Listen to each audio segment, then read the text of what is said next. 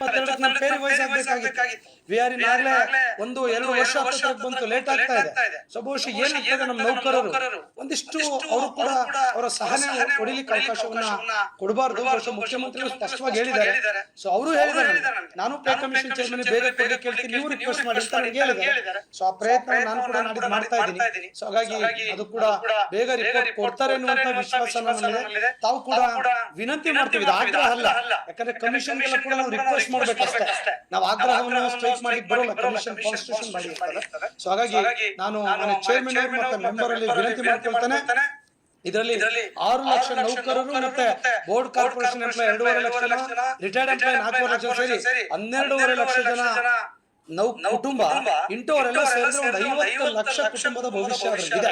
So ಹಾಗಾಗಿ ಸರ್ಕಾರ ಕೂಡ ಮಾನ್ಯ ಮುಖ್ಯಮಂತ್ರಿಗಳು ಬಜೆಟ್ ಸ್ಟೇಟ್ಮೆಂಟ್ ಸ್ಪಷ್ಟವಾಗಿ ಹೇಳಿದ್ದಾರೆ, 13,000 ಕೋಟಿ ಹಣವನ್ನು ತೆಗೆದಿಟ್ಟಿದ್ದೇವೆ. ಇನ್ನೂ ಕೂಡ ಶಾರ್ಟೇಜ್ ಬಂದ್ರೆ ನಾವು ಅಡಿಷನಲ್ ಪೂರಕ ಬಜೆಟ್ ನಲ್ಲಿ ಕೂಡ ನಾವು ಅದನ್ನ ಸೇರಿಸಿಕೊಂಡು ಅನುಕೂಲ ಮಾಡ್ಕೊಡ್ತೇವೆ.